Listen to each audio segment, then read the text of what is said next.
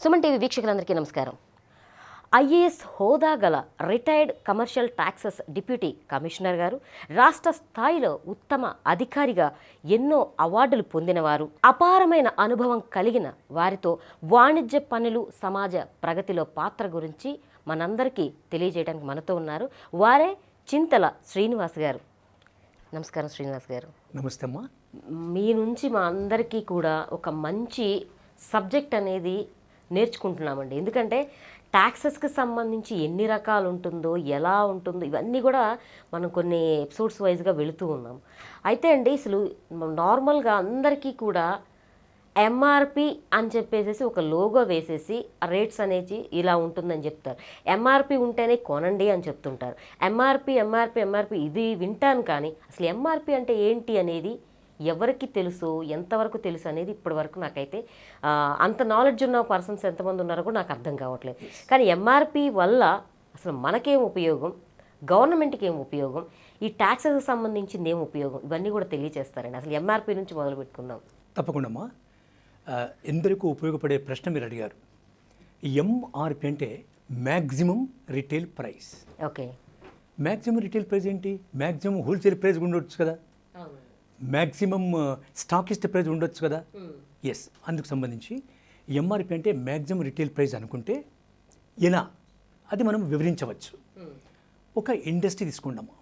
మీరు ఒక ప్రోడక్ట్ చెప్పండి, మీరు ఏదైనా ఒక ప్రోడక్ట్ చెప్పండి. ఒక పౌడర్ కావచ్చు, కాస్మెటిక్స్ ఒక ఇండస్ట్రీ తీసుకుందాం.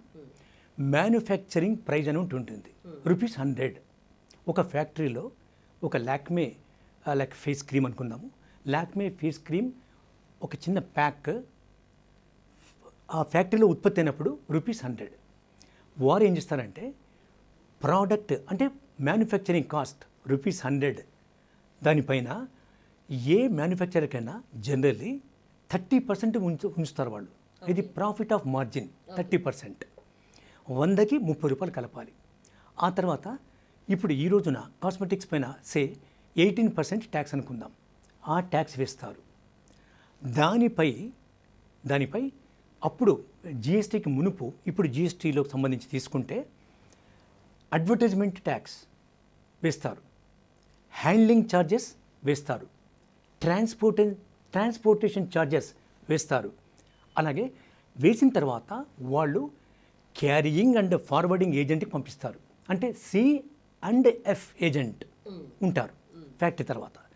అతను తనకు వచ్చిన వస్తువుల యొక్క మొత్తము విలువ పైన including tax, including handling, transportation, miscellaneous charges అన్నీ కలుపుకొని he will take a profit of 7% normally.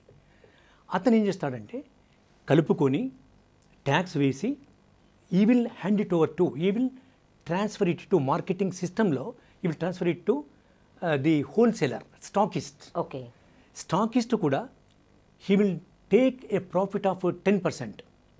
Then he will shift it over to wholesaler. Wholesaler కూడా మళ్ళీ he will take 10 to 12% profit. Then it will move to retailer.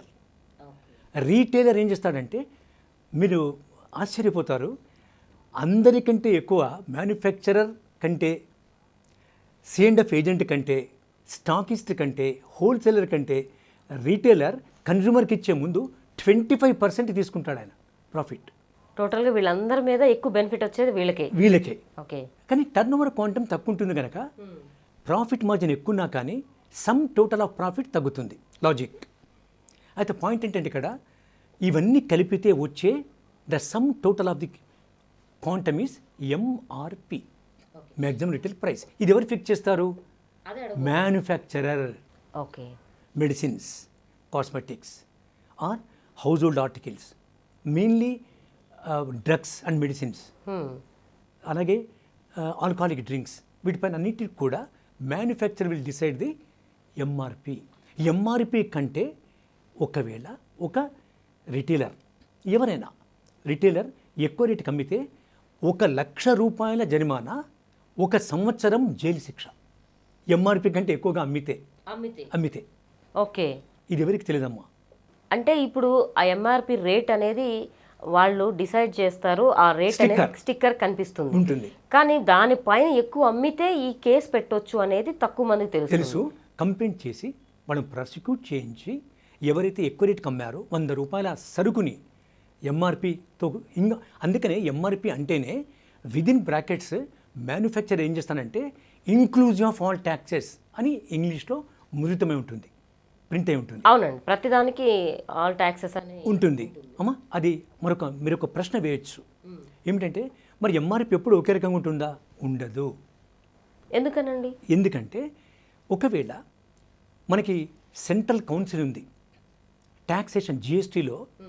GST అంటే సబ్ష్యూమ్ అయింది. సబ్ష్యూమ్ అంటే ఏమిటంటే ఇప్పుడు వినోద పని లేదు, జిఎస్టీ సర్వీస్ ట్యాక్స్గా మారింది.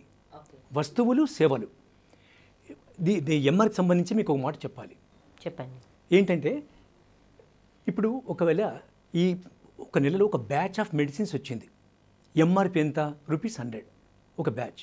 జిఎస్టీ తగ్గింది, అప్పుడేమవుతుందంటే ఎంఆర్పికి రివైజ్ స్టిక్కర్ వేయాలి మ్యానుఫ్యాక్చరర్, వేసి బ్యాచెస్ పంపాలి. ఓకే. 2 మార్లు ట్యాక్స్ మారింది, 2 సార్లు కూడా స్టిక్కర్ వేయకూడదు, కొత్త స్టిక్కర్ వేయాలి, దానికి ఎక్స్పైరీ డేట్ వేయాలి మళ్ళీ. ఓకే. 3వసారి మారిందనుకుందాం, ఆ సరుకు అమ్మేలోపు 3వసారి కూడా ట్యాక్స్ పెరిగిందనుకుందాం, పెరిగిన రేటుతో ఎంఆర్పి ఫిక్స్ చేసి ఆ స్టిక్కర్ పెట్టాలి. స్టిక్కర్ లేని పక్షంలో మనం మ్యానుఫ్యాక్చర్పై చర్య తీసుకోవచ్చు చట్టరీత్యా. అంటే చాలా మంది ఏంటంటే స్టిక్కర్ పైన స్టిక్కర్ వేస్తూ ఉంటారు, అలా ఉంటే మాత్రం మనం చర్య తీసుకోవచ్చు చట్టపరంగా. నిజం.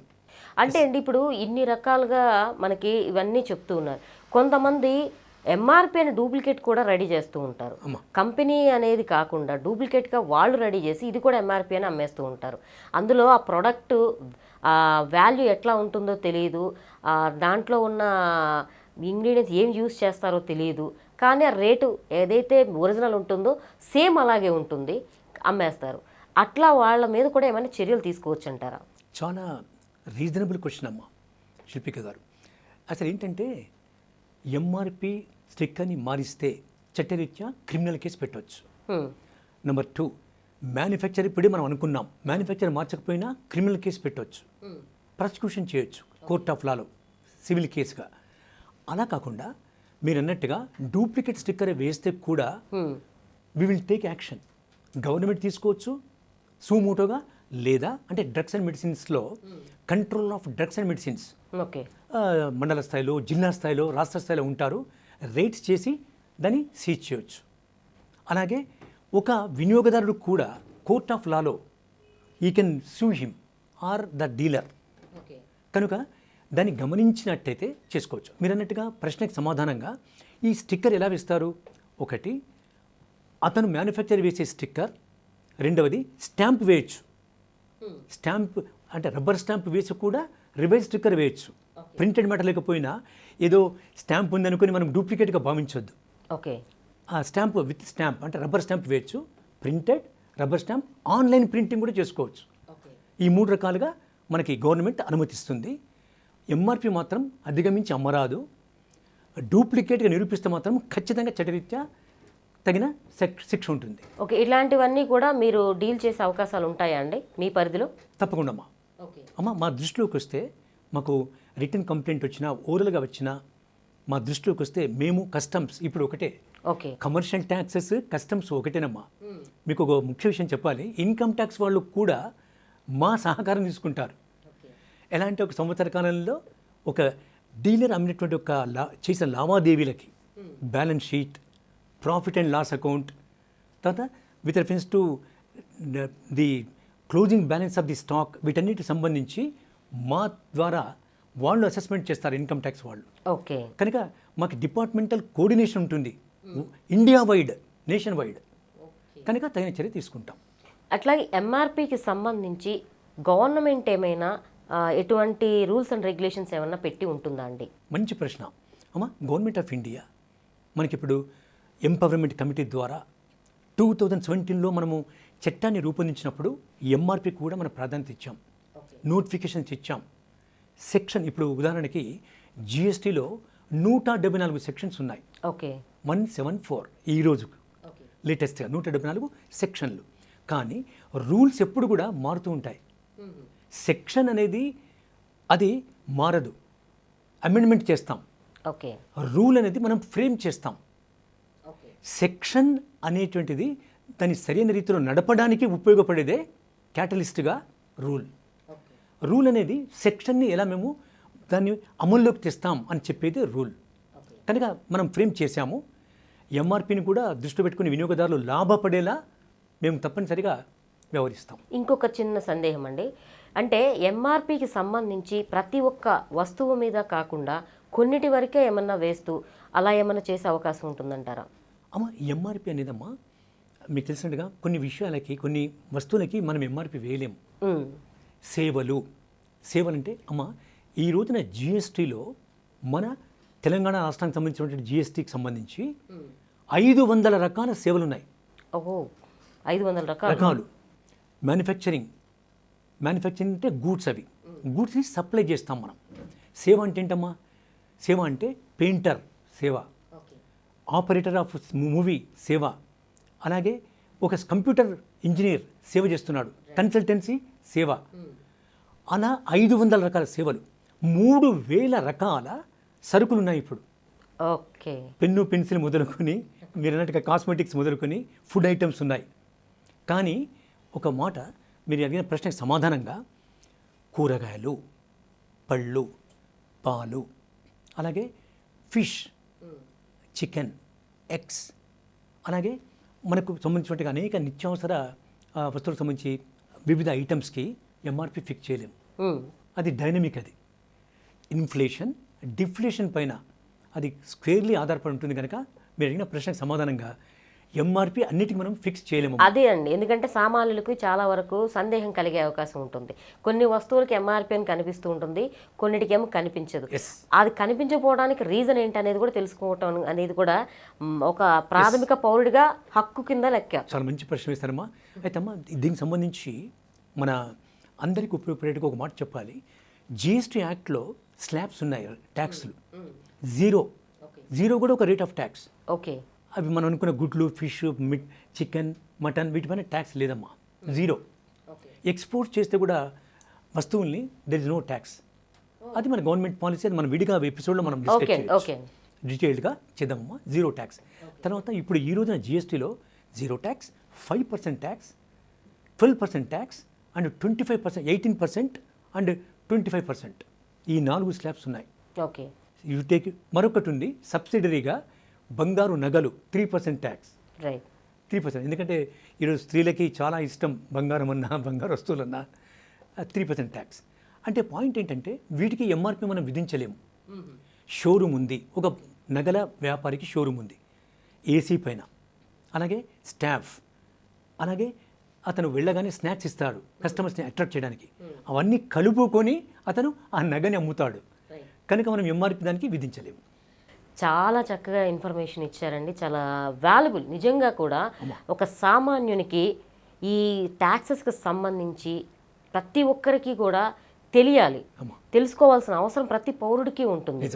సామాన్యమైన ఈ ట్యాక్స్లు అనేవి ఎందుకు ఉంటాయి అనేది కూడా తెలియకుండా చాలామంది ట్యాక్స్లు కట్టేస్తూ ఉంటారు.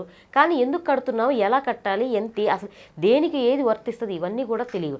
ఎంఆర్పి అంటే అందరు ఎంఆర్పి అంటారే కానీ ఆ ఎంఆర్పికి సంబంధించి ఇంత విషయం అనేది ఉందని ఎవరికి తెలిసే అవకాశాలు తక్కువ అండి. మీలాంటి వాళ్ళ ద్వారా మా అందరికీ కూడా తెలిసింది. థ్యాంక్ యూ అండి, థ్యాంక్ యూ సో మచ్ అండి.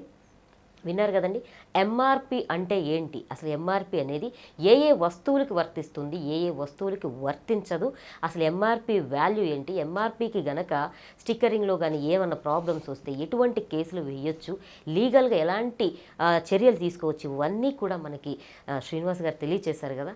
మీకు అందరికీ కూడా ఈ విషయాల్లో చాలా మంచి అవగాహన వచ్చే ఉంటుందని ఆశిస్తూ మరొక ట్యాక్సెస్కి సంబంధించిన అంశంతో మళ్ళీ మీ ముందుంటారు. నమస్తే.